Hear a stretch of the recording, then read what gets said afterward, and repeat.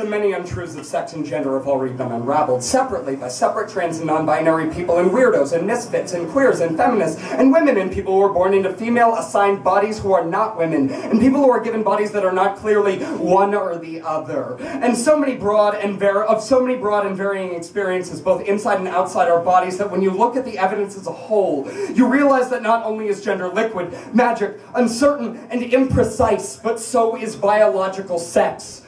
All that's left when the evidence I won't go into here, but which has been well documented by countless people you probably haven't bothered to read, all that's left when all the evidence is accounted for is a chaos of imprecise signifiers that we are desperately trying to use to piece together our world. But the puzzle is too complicated, and you realize that we've never actually been given the tools or training to see how the pieces fit together, that holy fuck, we don't even see all the pieces because we've shoved so many of them under the table, in between the couch cushions, lost in poverty, in prison, in addiction and suicide and crippling anxiety and pain, unable to shout, I am here. I am part of the picture. I am she. I am here. I am part of the picture. Fit me into your puzzle, figure me out the way I fit, it's important. How many women don't shave their legs like I don't? How many men do? How many women don't have tits or a uterus? How do our hormone levels vary based on genetic predisposition or diet or life stage or personal choice? How many women have facial hair, chest hair, a cock? If you think it's none, then you're not paying attention. If you think I'm he, then you are seeing straight past me. If you don't see the spectrum in its full chaos, then you have willfully blinded yourself. We have all willfully blinded ourselves. We see straight past people. We tell them what they are instead of asking them. Tell them where they belong instead of asking them. And when they protest, we do not listen. If you do not see me as a woman, it is in part because you have never thought to ask how I think, how I feel, or what I want. You have never even bothered to ask me what I prefer to be called. What are your pronouns? It's a simple question. How often do you ask it? In a community of people dedicated to fucking with gender, so few people I meet have learned enough about trans issues or your trans friends like me to know that it's polite when you're in doubt to ask somebody's pronoun. I'm not asking you to get it. I'm simply asking you to respect it, to make an effort.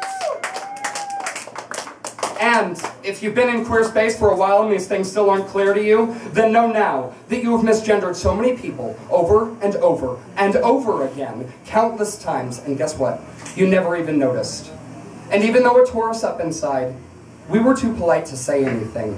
Because saying something might mean having this whole fucking conversation. Well, it's not a conversation. I'm screaming at you. But the point is, it'd be this, reading this every night of my life until people finally fucking got it. Because so few people have learned what it actually takes to respect and support their queer friends. Because respect and support take work. Fostering queer community takes more than your rebellion. More than your penchant for provocation, more than your hatred of authority, your hatred of normal.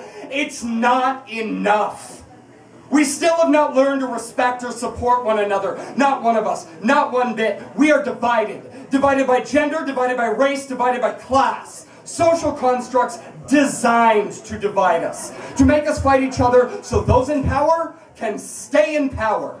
But with being an outsider, with being queer, with having a political commitment to not assimilating, not respecting the existing structures of power, comes a responsibility to recognize the impact those constructs, those power structures have on our lives. And it means a commitment to working to correct them. Being queer is work. Yeah!